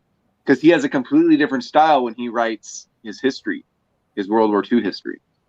Okay. So if you've never read World War II history and you don't want like the more old-timey writing of like the EC stuff. I see something called Battlefields and War Stories. Yeah. But you could basically grab anything. And I haven't read it yet, but in my car that I won from Comic Burrito is a book called Sarah from TKO Studios, which is also historic. So you might like those because those aren't his. You may not just want to waste your money because you already have some Garth Ennis and stuff, but that is completely different. I don't think that if you read like something like The Boys or Preacher and then you picked up his World War II stories, I don't think that people would realize it was the same writer. And I think a lot of the stuff I've read by him is drawn by Dixon, and I'm not a Dixon fan either. Like I don't like his art style, so. John, just to help you want to read Sarah. I know Chaos recommended it to you. I didn't read it yet. Gore recommended it to me. So if Gore recommended it, I'm just saying you actually might like it. So, well, Gore loves the Punisher run from Ennis too. He keeps telling him to read it. So, Gore was ready to disown me after I didn't enjoy the first volume I read. So. Well, no, he wasn't. He was saying the same thing I did. You read a Punisher that was closer to the parody. Like when you read the Max stuff, I legitimately felt like that comic needed a laugh track. Like they were just going for the laugh. It reminded me of the moment in the most recent Punisher film when those kids are doing parkour and he decides to shoot them with a bazooka, and I'm like, that's not Punisher. I don't know what that is, but it's not Punisher. It seems you don't like a guy jumping on a roof doing parkour and just blowing up. Yeah, that's Punisher because he's not going to fight crime. He's not going to actually like fight horrible drug dealers and criminals. He's going to go and find a kid playing parkour and shoot them with a bazooka. That's wait. You think doing parkour is not a crime? You think it's okay? I think it's apparently I think it's it's on par with like drug dealing and like murder, right? It's right there. I mean, I am tired of these young kids and their parkour. Hardcore parkour. You know, someone needs to take a bazooka to Andy right? Bernard, and also just finish that, right? I want to go back up to the chat real quick, if you don't mind. Somebody asked about indie books. We want to go. The Burrito Boys. You said the boys are better than Watchmen. Are you talking comic? Are you talking show? Or are you talking the boys show is better than the Watchmen movie? The boys show is not better than the Watchmen show. I will legitimately say the Watchmen TV series is the best show I've seen in maybe 10 years. That's what I'm trying to figure out. I'm trying to figure out. It's that single season of The Watchmen is better than any show I've probably seen in 10 years. It's that freaking good. It's an amazing show, and if you haven't watched it, Stop watching this and go watch it. I mean, get your HBO Max for free for a weekend and just binge it. Hello, Perry. Perry's in the chat. Yep. He woke up. He's not asleep anymore. Hey. Burrito also asked what my favorite indies are. If you would have watched their show on Wednesday night, Burrito. We looked back at the last 2 years, Alec and I on book club, and we read a ton of indies and what were our favorites. I know that for me, a lot of Image was up there. So like Middle West and Die and Something's Killing the Children were probably in my top 5. I was waiting for John to say Batman 50. Was it 50? Right. The wedding. Yeah. No. The one with I guess it's before that. The one when they went on a date with Superman. That's a great issue. That is a great issue. I thought we read that. Double date. We were only Tony. That issue was excluded because we were only counting books that we bought off the shelf and then reviewed that night. It really was a good issue. We weren't talking about the flashback reads that we did. So the flashback reads that was my episode with you guys, and you guys just. But we weren't counting any of those. We read New Teen Titans. We read Hulk 181. We read a bunch of. John did put one. Except John did put one on his list. Which one? Little Bird. Little Bird. He cheated. He knows. He watched. There you go. He cheated on Little Bird. Alec did not. But I mean, I only cheated in the sense that we technically reviewed all the issues when the final issue dropped. So like, I counted that. That's not like we watched. It's not like we reviewed Little Bird 2 years later and we're like, yay. Southern Bastards would have been on my list for sure. I mean, Southern Bastards is one of my favorite books ever. I think Southern Bastards would be one of my favorite indies from Image, probably one of the best Image books. That and Descender are probably the best Image books I've ever read. Descender's great. You guys got way ahead of me on Descender. But there you go. Stop reading it. Now I got to go read it all. Monster, and then the other one I did with you guys. I did 3 with you, I think, but I could only remember 2. Maybe I only did 2. The other one was Monstrous, which is great too. I need to continue that too. I think I did 2 volumes of Monstrous. I haven't gotten past 2. Did you do? But I've got all 4. You did read the second one? Yeah, it's good. Oh yeah, I thought it was really good too. So. And I'm trying to get through East of West. I'm on the 3rd trade of East of West. More Hickman. Yeah. I could just buy trades. I don't know why I go to the comic store on Wednesdays, to be honest. Like, I have so many trades, and it's just I think so much for me, I'm just addicted. With independent comics, I'm enjoying trying issue 1s, and if I like them, deciding if I'll later get a trade from when they drop. And if I'm interested enough, that's what I'll do. If they're amazing, like Die or Middle West, I'll just keep getting the issues. But for the most part, what I'll do is decide: do I want to read this in trade, or am I just freaking done with this? Yeah. Me, if I don't get the comics, I can't do. I'll get the trade because then I forget to get the trade. Yeah, that's fair. I'm looking at a stack of probably 40 books that are new or books that I still haven't read, and I'm still going to buy more books on Wednesday. Yeah. I mean, I got a binder there full of books I haven't read yet, and I still have this week's books to read. So it's like, I mean, I've only read like 5 issues from my Wednesday pull, and I had like 16 books, and so I'm hoping to get through it this weekend. Now that I'm not going to be on a stream with John tomorrow, so that'll be nice. I can actually read some books. So there's a ton of trades, and that's like 2 shelves. There's another one down lower as well, but like most of the movies. Most of the indies are in there. But we got Paper Girls and Monstrous and East of West, Southern Bastards, Descender, Gideon's Falls, Oblivion's Song, Fables, 100 Bullets. It's like everything you're reading right now, John, out loud is like you could just read those.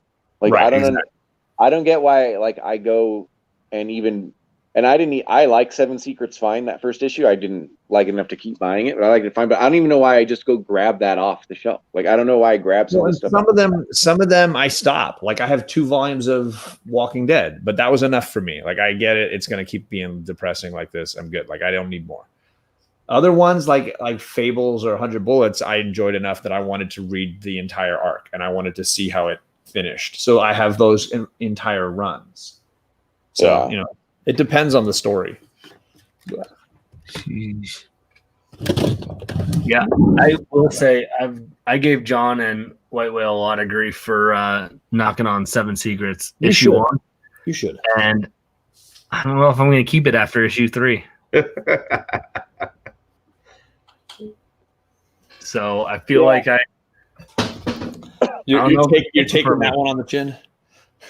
Yeah, I don't know. If he takes it on the chin. I don't know if it's going to do it for me. Yeah, it seemed okay to me. It seemed like an action comic. I did the same thing with that vampire book, They Will Bleed, or whatever it was called. Like, I liked it fine, but it was like, maybe I'll come back to this in trade or something like that. Or, I'm also reading like 34 vampire books right now. Is that the one? The Bleed, the one that we're both reading that you were like, oh, did you get issue 2 yet? And I'm like, no. And you realize you bought a variant cover of issue 1. Yeah. So like 3 weeks later, like my LCS just didn't take it off the new rack. They must have bought too many or something. Yeah. And then I thought at the time only Greg was reading it along with me too. And I go, did you get issue 2 yet? Did you get issue 2? Oh, I didn't see it on his Instagram post. And he goes, I didn't know it came out. And I was like, oh man, I just bought the same book. And I've done that a couple times. So I gotta pay attention. Everybody has their like stuff that they enjoy. And so, I clearly love Fables and 100 Bullets. I know plenty of people that were like, I don't ever want to read another issue of that. And for me, I just couldn't get enough. So right. We're supposed to read Stray Bullets, John. We are. And I found that I can download it so I can get it on my phone very easily. 100 Bullets is on my list of books that I need to get to. I just finished Saga, so like 100 Bullets is going to be probably one of my next ones. I will say that is one.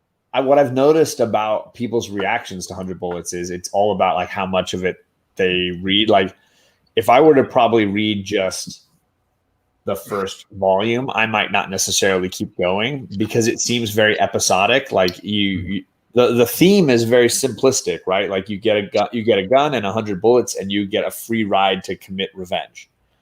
Yeah. And each trade is like seeing different people get the gun and getting the 100 bullets and getting the chance to commit murder.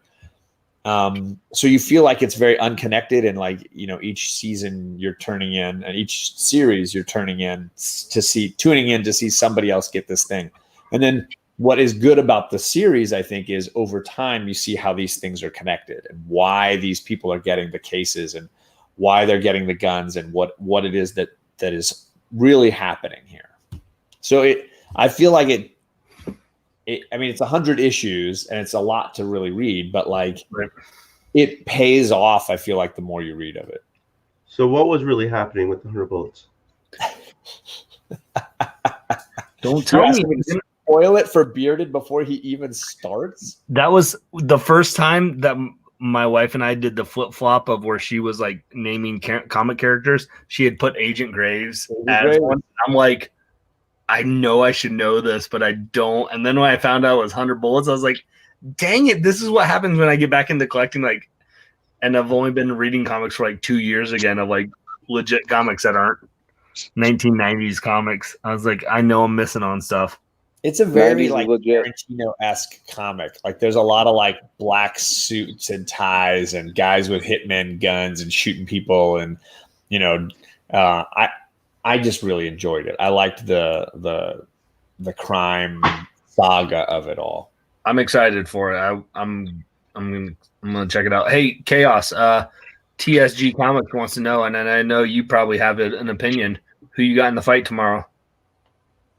I love fights where I don't know who's going to win. I think what's his name? I think Khabib's going to win, but I don't count Justin Gaethje out because he's really violent and he's a good wrestler, and he'll probably have good defensive wrestling.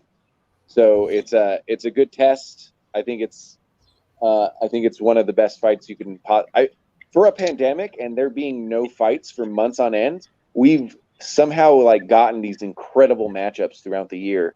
Like, even though it's been a fewer, I guess it hasn't been fewer because they sort of caught up. They started doing some every weekend, but we've just gotten some great matchups, and this is one of them. And it's going to be a great fight, and I can't wait to watch it. And the other great thing about it is that the main card starts at 11 a.m. because it's in Abu Dhabi, so I don't have to worry about being up late. Although I will be up late. So shut up. Are you kidding me? I'm in the East Coast where the main fight starts at midnight. Yeah. You guys are trained to stay up late. I'm surprised how late you guys stay up. Yeah, like 1 o'clock in the fucking morning right now. Oh, I'm sorry. I know. Me and Old Wolf are like. Yeah. You guys, I mean, you're idiots, but I respect it. Well, it depends on the day. Like on the weekends, I get to sleep in, and the wife deals with the kids in the morning, so it works. But it's always funny. John and I have our Saturday show, and it's like 1 a.m. when it ends, and John's like, "Hey guys, I'm just really tired. I got to go to bed." I'm like, "It's 10 o'clock. Shut up." I'm like, "You started the stream after you're going to bed for me. Like, shut up." Yeah, we're trained different. When we visited Miami once. And we were getting ready to go to bed. We had traveled, and then we, did as much tourist stuff as we could, and we're tired. It's 10 o'clock, and I'm getting ready to go to bed, and the Dodgers are starting at 10 p.m. Like, John, could you imagine a baseball game starting at 10 p.m.? It's not the latest they come on is at 7:30. 10 p.m. No wonder you guys don't know who Mike Trout is, the best player in the history of baseball. And you guys probably couldn't pick him out of a lineup, and it's because he comes on at 10 p.m. No, he played on the East Coast for a while, so we know. Yeah, when did he play on the East Coast? You mean like when he was young? He's been an Angel his whole career. Was he not? Was he not a Philly? No, he's from Philadelphia. He's never played at Anaheim. Yeah, I follow the Reds, so I don't follow baseball as much as I should because they suck now. Yeah. Well, Joey Votto is one of the best players. He ever. is. Yeah. But you get to know that because you watch him when it comes on at 11 a.m. in the morning for you guys. No, I watch him when he plays the Dodgers. It's also baseball. There's 162 games. Like, that's the only sport where it's legitimately okay to mostly be a homer. Like, I watch all football and I watch every fighter. I have my favorites and whatnot, and I choose and stuff. I can watch like playoff hockey or basketball or something, but baseball is like, how could you ever watch it would have to be the only sport you watched. Yeah. Yeah. So Mo was asking if you guys were going to pick a current indie or an indie that's finished and done. What indies would be your all-time favorites? I know my answers, but like you guys can think if you need to. My current indie, I think Something's Killing the Children is the best current indie right now, but that's just me. Yeah, it is. And as far as older stuff, I think Chaos and I have mentioned Southern Bastards tonight. Descender, I'm a huge fan, and then I think Why the Last Man. When people say like pick a book that my wife might enjoy that we could read together, or pick an indie, I've never read an indie. Why the Last Man is like one of my all-time favorites. I feel like it's an easy one to get into. The concept is really simple, and the story evolves really cool. That's what's going to be the first book we review as husband and wife, because I haven't read it and she hasn't read it. Perfect. I recommend it a lot, so we're actually going to do that eventually. Who knows when? That's literally John's list, though, of old. I mean, you could just put Fables there and be like literally his list. So I've only read the first trade of Something's Killing Children, and it's a strong B+ whatever. I don't get, and it's not like it's the second arc because everyone was so behind it. I don't get why everyone loves it so much. And it's a B+, A-, like it's a good book. And I get liking Jessica Slaughter. She's certainly a breakout character, But yeah. But man, I read the first, so it was whatever it was, either the 5 or 6 issue first arc. I'm like, how can something be more basic than this? Like it was good. It's really basic. I don't think it's very basic. I mean, I get the idea that you're saying it's like small town monster, little girl's gonna come and kill the monster. Like it's not, but there's a whole like mythology behind it that's kind of interesting as far as the what these monsters represent and the group that Erica is working for and how she came to join that group and it's it's all sort of sounds like it's second all arc, wrapped up in, but it's all wrapped up in that little octopus doll that she carries around that like talks to her and only she can seem to understand. And it's this wonderful, like creepy, like the little girl and her stuffed animal, but it's like, this is devious and sinister. And I just dig the whole style, look, world. So part of it is because, it's a longer form horror book. At least the first arc was. And like I said, every time I talk about this book, it seems like I don't like it, but B+, A-, like it was a fun book. That's a pretty high grade for something you hate. It is. Yeah. And I generally give stuff in the B's anyway, because I generally like almost everything. But it's I didn't get why it's so popular. Like when people like when I think of other indie books to put up against, I don't get it. And then in the burrito thing, I've a complaint I have, and a few people have this complaint, and Something's Killing the Children just sort of fell into it. But monster design has fallen off. In general, it's fallen off, so there's no predators, there's no aliens, there's no like incredible designs anymore. And I won't peg Something's Killing the Children. I think it's normal. I think it's normal just to draw the ugly, weird monster, the just whatever monster. But it's very insect. It's very insect-like. They definitely used insects, and they definitely used, it's not a terribly complex creature. It's also not the point. It's also not the point of the book, right? The book is clearly doing some mental stuff, right? Right. The point of the book isn't like the monster. At the top of what is the top of the pyramid for chaos as far as the best current or older indies? Oh, indies? Yeah. Those are so hard, and I can never just grab them out of my head. Well, Preacher and Sandman are probably what made me be a comic fan. Those two. Sandman wasn't an indie. I mean, it's indie spirit. I mean, John, I know it's not an indie, but it is. I mean, Vertigo should be considered indie, so screw you guys in general. But those two, so then actually, they're both Vertigo. But Vertigo essentially created the idea of what an indie is today. In the 90s, an indie was Cyberforce. That was an indie in the 90s. Yeah. So is your favorite? Are some of your favorite current indies right now Black Label? Well, Black Label's Last God is. I totally get Greg's joke because it's hilarious. Because if you look at like Hellblazer and Swamp Thing, those were technically Vertigo books, but they're obviously DC Universe stories. Versus, I think, Fables, Why the Last Man, 100 Bullets are very much not related to the DC Universe in any way. Versus Black Label, which is completely DC Universe characters and doesn't branch out. But I get the joke. It's except for Last God. Last God's Black Label. Well, that's just pre-DC history. Still Vertigo. Oh yeah.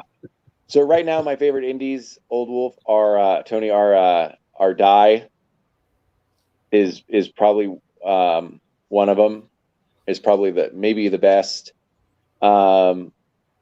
Geez, I was just asked this, and I had a whole list. So Die for sure. Let's just say Die right now. I'm glad that other people still like it. I feel like I'm the only guy, so I'm glad there's other people.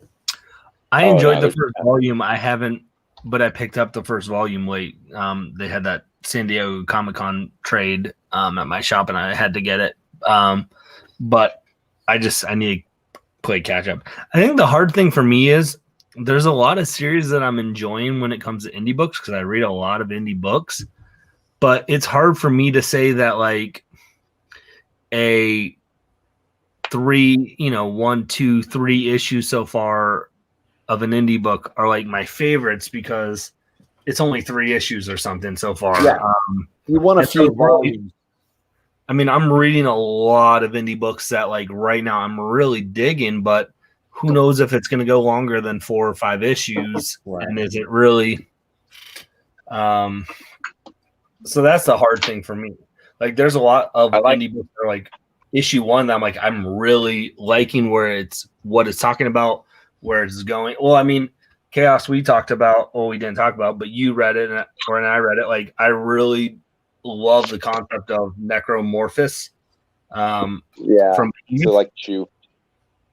It's a lot like Chew, but the kind of idea, a lot of people, I mean, Behemoth is like a very new indie company, and that book is this kind of idea, like Chaos said, it's like Chew. It's this guy can take the form of anyone who's died, and he can experience their kind of, when he changes, he experiences the pain that they went when they died, but then he can be that person and interact and stuff like that. And the first issue is out, and it's a really cool issue. I have no idea where it's going to go. And if I'm like, yeah, this is a great series with something that like something killing the children at least has 12 issues that, you're like, okay, here's where it's at. We were talking in the Discord. Like I really have been digging Philadelphia, and I didn't chime in on this conversation, but the second arc hasn't been as good as the first. It's kind of, and so if you said, hey, this was going to be, Philadelphia was going to be a 6-issue run, and it wrapped up, I'm like, man, this is great. But now I'm like, I don't know if I would say it's awesome as it's ongoing. I'm still picking up because No, go ahead. So that's the tough thing about indies, I think. I like when indie doesn't last longer than 6, or I like or when indies are short because they're good. You know what I'm saying? But like Philadelphia, the main story was good. It was excellent. And now it's just like they don't know when to end it, so they're just going to keep it going. So Ice Cream Man, Tony, is another one that is probably one of my favorite indies. And then I sent you the first 6 issues of Sonata. No one reads Sonata, but I really love Sonata. Over here, I'll send to anybody who wants to read it. I think I did 2 issues. I think I did 2 issues of that one. Oh yeah, I'm gonna send you a good amount of them. It's gonna send you 6. Okay, coming your way. I felt bad because he paid for Yarn Man. He paid like my inflated price for Yarn Man. I was like, what can I give this guy? I'm not like the kind of person that has like collectible books. I've already sold them. So like, what can I give this guy? It's like, well, Sonata is really good. I think your daughter would like it if she's reading that other crap. Oh no, wait, that's not crap. The Excalibur's not crap. She was reading that. But yeah. And I go, well, I'll send him these Sonatas because they're good. I don't think you could dislike Sonata if you read the first arc. You could dislike the art though. Oh, the other one I really like that people don't like, and this is as much as I talk about Hickman, my favorite Hickman book right now is Decorum, without a doubt. And I know that people don't love it. I've never tried it. I only get the first issue. I have issue 1, and I started to read like the first 4 pages, and I realized Hickman just hurts my head. Yeah. Because the second half of the book has nothing to do with the first half of the book. In that book. Yeah, but I love Decorum. I don't think anything looks like Decorum, and it's actually a very simple story. I want to read scripts from Decorum because I want to see how much of it is Hickman and how much is this artist. But I love that book. It's just so beautiful to look at. And then just like me. Just like you. And I still like Undiscovered Country, even though it hasn't knocked my shoes off. But I sort of like what they're doing. Like it feels like it can go on for a long time, and I enjoy more or less what they're doing in it. But yeah, there's a few. Guys, I'm gonna do the thing that Bearded loves that I do, which is to say I'm tired. I'm gonna go to bed. It's 10 o'clock. No, wait a minute. Stay on for another I'm tired too. It's 10. It's 10, Yeah, John. well, We're if at you 10 take o'clock. 50 Aren't you ready to go to bed? I'm ready to go to bed. John, Okay, John, what let's- are your thoughts, John, on Lost? See, this is the kind of thing that works on Rod, but not on John. John just clicks the button and closes the window when he feels like it. No, wait till it hits 2 hours. I can give you 45 seconds. That's what Hey, you want. Kat, you have 45 seconds to ask John anything That's you what want. I give. That's what I give my wife every night.